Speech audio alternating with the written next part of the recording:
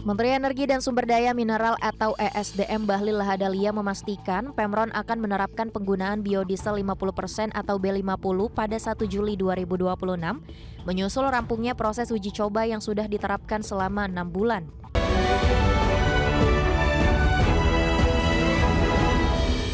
Pemirsa, Kementerian Energi dan Sumber Daya Mineral memastikan bakal menerapkan biodiesel 50% atau 50 pada 1 Juli 2026. Hal ini menyusul sudah dilakukan uji coba ke berbagai kendaraan hingga alat berat selama 6 bulan.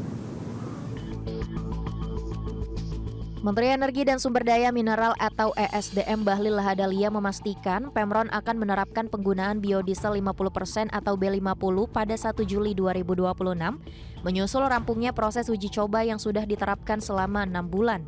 Adapun uji coba yang dilakukan diterapkan pada sejumlah kendaraan, mulai dari truk, kereta api, kapal hingga alat berat. Menurutnya, kebijakan biodiesel dan bioetanol sebagai upaya pemerintah mencari alternatif energi di tengah eskalasi perang Amerika Serikat, Israel, dan Iran, membatasi pasokan minyak mentah dan produk turunannya sehingga hal ini menyebabkan lonjakan harga. Sudah hampir 6 bulan kita melakukan uji pakai di beberapa peralatan seperti alat berat, kapal, kereta api, kemudian trek, dan sekarang masih bergulir terus. Tapi sebentar lagi akan final dan sampai dengan hari ini uji cobanya alhamdulillah cukup baik. Dan 1 Juli mulai diterapkan implementasi B50. Inilah kenapa pemerintah dari awal itu mencari energi alternatif.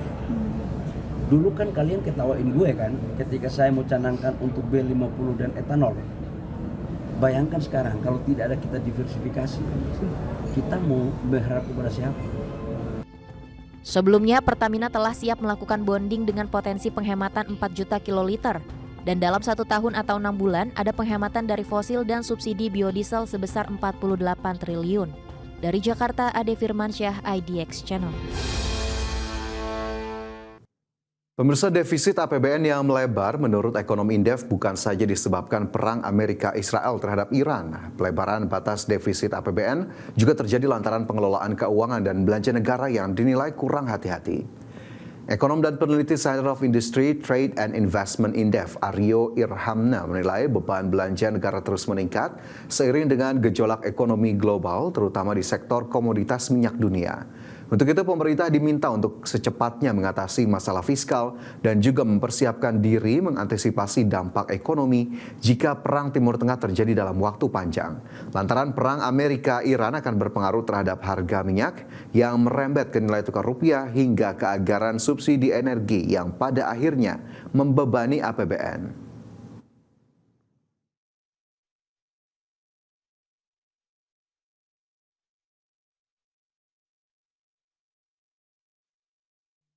Kepala Badan Pengaturan BUMN Doni Oskaria menyatakan komitmennya dalam mendukung program percepatan pembangunan rumah susun bagi masyarakat Indonesia. Nantinya rumah susun subsidi yang dibangun diharapkan dapat terintegrasi dengan berbagai fasilitas seperti sekolah, rumah sakit, hingga rumah ibadah. Kepala Badan Pengaturan BUMN Doni Oskaria menyatakan komitmennya di dalam mendukung program percepatan pembangunan hunian vertikal atau rumah susun bagi masyarakat berpenghasilan rendah dan juga tanggung. Komitmennya tersebut diwujudkan dengan telah disiapkannya lahan-lahan milik BUMN di 5 kota besar seperti Jakarta, Bandung, Surabaya, Makassar, dan Medan. Doni Oskaria mengaku saat ini pihaknya telah melakukan mapping aset-aset milik BUMN yang dapat dilakukan pembangunan rumah susun. Nantinya, rumah susun subsidi yang dibangun diharapkan dapat terintegrasi dengan berbagai fasilitas seperti sekolah, rumah sakit, hingga rumah ibadah.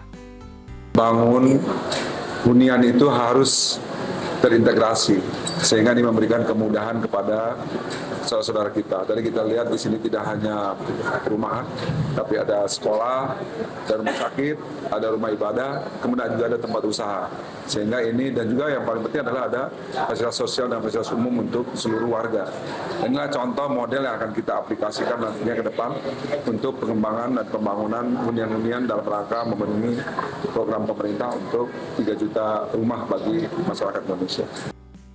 Doni pun mencontohkan rumah susun yang dikelola oleh Yayasan Buddha Suzu merupakan rumah susun yang terintegrasi di mana di dalamnya terdapat fasilitas umum mulai dari sekolah hingga rumah ibadah.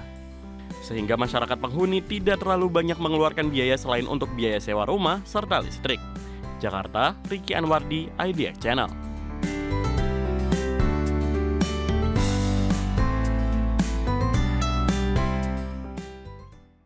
Pemirsa, ketegangan di Teluk Persia kian meruncing setelah pemerintah Iran secara tegas menolak syarat pembukaan kembali Selat Hormuz dalam proposal gencatan senjata. Teheran justru bersiap memberlakukan tatanan operasi baru yang permanen di jalur pelayaran energi dunia tersebut, mengabaikan ancaman serangan militer dari Amerika Serikat. Pemerintah Iran mengonfirmasi telah menerima proposal gencatan senjata sementara selama 45 hari dari pihak mediator. Namun melansir dari Reuters per 6 April 2026, Teheran menolak keras jika pembukaan Selat Hormuz dijadikan syarat utama dalam kesepakatan tersebut. Salah satu pejabat senior Iran menilai bahwa Amerika Serikat belum siap untuk gencatan senjata permanen, sehingga pihaknya tidak terburu-buru dalam mengambil keputusan. Teheran juga secara terang-terangan mengabaikan tenggat waktu yang diberikan Presiden Amerika Serikat Donald Trump yang berakhir pada Selasa malam waktu Washington. Di tengah negosiasi yang alot, Garda Revolusi Iran atau IRGC justru menyatakan tengah menyelesaikan persiapan untuk memberlakukan kondisi operasi baru di Selat Hormuz. IRGC memperingatkan bahwa tatanan di Teluk Persia telah berubah total dan situasi di selat tersebut tidak akan pernah kembali seperti semula, terutama bagi armada Amerika Serikat dan Israel. Pernyataan keras dari Garda Revolusi ini muncul setelah Donald Trump memperbarui ancamannya untuk menghancurkan infrastruktur vital Iran. Trump mengancam akan menyerang pembangkit listrik hingga jembatan-jembatan utama di Iran jika jalur pelayaran internasional tersebut tidak segera dibuka kembali. Adapun hingga awal April 2026 ini, blokade Selat Hormuz telah memicu krisis energi global dan menempatkan kedua negara pada ambang eskalasi perang yang jauh lebih besar jika kesepakatan diplomatik gagal tercapai. Berbagai sumber IDX Channel.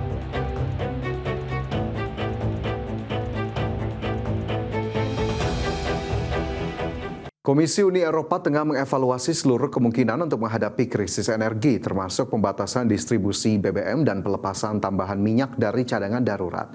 Langkah ini dilakukan guna mengurangi dampak konflik di kawasan Timur Tengah yang terjadi dalam beberapa pekan terakhir. Komisaris Energi Uni Eropa Dan Jorgensen menyampaikan bahwa pihaknya juga mempertimbangkan penjatahan BBM untuk menghadapi potensi guncangan energi berkepanjangan, termasuk menyusun rencana untuk mengatasi konsekuensi struktural dan jangka panjang, di mana persiapan skenario terburuk terus dilakukan, meski blok ekonomi tersebut belum sampai pada tahap perlu menjatah produk vital seperti bahan bakar pesawat maupun solar. Adapun pertimbangan untuk melonggarkan aturan aftur untuk meningkatkan impor dari Amerika Serikat atau menaikkan porsi etanol dalam BBM masih terus dibahas pihak Uni Eropa, sembari berharap ketegangan yang terjadi di Timur Tengah segera berakhir dalam beberapa hari ke depan.